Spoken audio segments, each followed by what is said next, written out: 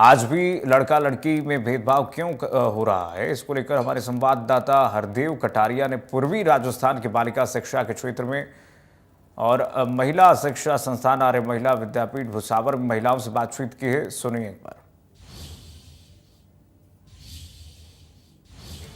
सभी दर्शकों को नमस्कार। इंडिया न्यूज़ बोलेगा राजस्थान कार्यक्रम में आज लेके आया है लड़कियों का समाज में भेदभाव क्यों बढ़ता जाता है और क्यों उनको समानता की दृष्टि से नहीं देखा जाता है। इस समय इंडिया न्यूज़ की टीम मौजूद है कस्बा भुसावर के श्री आर्य महिला विद्यापीठ शिक्षण संस्थान में। यहाँ मौजूद हैं शिक्षिका और छात्राएं। इनसे हम उनकी राय लेना चाहेंगे कि इस विषय पर वो अपनी क्या राय देना चाहती हैं कि समाज में लड़कियों के साथ भेदभाव क्यों बढ़ता जाता है। जी नमस्कार। नमस्कार। कैसे हैं? अच्छे हैं। समाज में लड़कियों को भेदभाव से देखा जाता है, आप क्या कहना चाहेंगे? देखिए, ऐसा नहीं है कि भेदभाव बहुत ज़्यादा लड़कियों के प्रति किया जाता है, और हो सकता है प्राचीन समय में जब अशिक्षा हमारे देश में ज़्यादा थी तो ऐसा ज़्यादा उच्च स्तर पे किया जाता हो। बाकी ऐसा नहीं है कि लड़कियों के प्रति भेदभाव किया जाता है। और हम ये भी कहना चाहेंगे कि ऐसा भी नहीं है कि प्रकृति प्रदत्त जो अंतर है पुरुष में और महिला में, लड़की में और लड़के में, प्रकृति प्रदत्त ईश्वरीय प्रदत्त जो अंतर है वो तो है ही है, उसको मिटाया नहीं जा सकता। और ये जो अंतर हम मानते हैं शिक्षा से धीरे धीरे बहुत कम हो रहा है। बेटियां भी बेटों की तरह पढ़ रही हैं, माता पिता पढ़े लिखे हैं, तो परवरिश भी उनकी बेटे और बेटियों की समान रूप से हो रही है।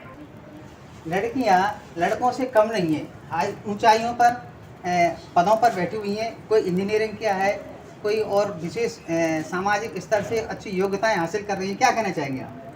सर, मेरा नाम पिंकी सिंह है। मैं बीएड सेकेंड ईयर की छात्रा हूँ। सर, लड़कियाँ किसी भी फील्ड में लड़कों से कम नहीं हैं। कहीं भी देख लीजिए, आप क्रिकेट में देख लीजिए, कोई भी स्पोर्ट्स में, और टेलीविज़न पे या कहीं भी किसी भी फील्ड में लड़कियाँ लड़कों से कम नहीं हैं। और ये तो एजुकेशन की कमी की वजह से कई बार पेरेंट्स होते हैं, या स्कूल में भी कई बार, या ऑफिस में कई बार लड़कियों को कम समझ लिया जाता है। इस स्तर पर क्या प्रयास किए जाने चाहिए? सामाजिक स्तर पे सर, जब समाज शिक्षित होगा, सभ्य होगा, और समाज के लोग ये समझेंगे कि ये जो प्रकृति प्रदत्त जो अंतर हैं उनको हम मानसिकता पर हावी ना होकर और दोनों का समान व्यवहार करें, परवरिश समान करें, तो सर काफ़ी हद तक ये अंतर खत्म हो सकता है। पूर्णतः तो ख़त्म नहीं किया जा सकता, संभव नहीं है शायद, पर कोशिश करें तो सर काफ़ी हद तक बहुत ख़त्म हो सकता है। आप क्या कहना चाहेंगे? सर, मेरा नाम गुरु कुमारी है। प्राचीन काल में लड़के लड़कियों में भेद होता था, लेकिन आज शिक्षा के माध्यम से इतना भेदभाव नहीं है। प्राचीन काल में लड़कों को कुल का दीपक समझा जाता था, इसलिए लड़कों को ही शिक्षा दी जाती थी, लड़कियों को शिक्षा नहीं दी जाती। लेकिन वर्तमान में सभी को शिक्षा समान रूप से दी जाती है, और लड़कियों को बाहर पढ़ाने के लिए दूर दूर तक भेजा भी जाता है। प्राचीन काल में लड़कियों को घर में ही सीमित रखा जाता था। इनका ये कहना है कि अधिकतर जो भेदभाव बढ़ता जा रहा है उसका मुख्य जो कारण बताया है अशिक्षा। समाज में शिक्षा का समावेश होना चाहिए, और यहाँ मौजूद हैं। आप क्या कहना चाहेंगे? मेरा नाम निशा है, और सबसे पहले तो मैं ये बताना चाहूँगी कि हमारे समाज में जो लड़का लड़की में भेदभाव किया जाता है वो घर से शुरू होता है। क्योंकि पहले हमारी जो माएँ थी, दादी माएँ थी, वो शिक्षित नहीं थी, तो उनका ये मानना था कि लड़कियों को घर में रहना ज़्यादा अच्छा होता है। लेकिन आगे की पीढ़ी जब पढ़ाई करती जा रही है तो उन्हें पता है कि लड़के और लड़की में कहीं पे भी भेदभाव नहीं है। तो हमें ये चीज़ सबसे पहले अपने घर से शुरू करनी होगी, तब आगे समाज में बढ़ना होगा। जब हम अपने घर पे लड़का लड़की में भेदभाव कम करेंगे, उसके बाद में ही समाज में कुछ हो सकता है।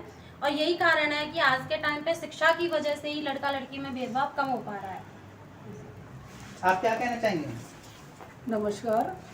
बड़ा ही महत्वपूर्ण विषय है, और निश्चित रूप से इस विषय पर हमें सोच में परिवर्तन की बात आती है कि समाज के अंदर जो बेटे और बेटियों का अंतर है वो केवल हमारी मानसिकता के कारण है, बाकी उसका कोई भी अस्तित्व नहीं है।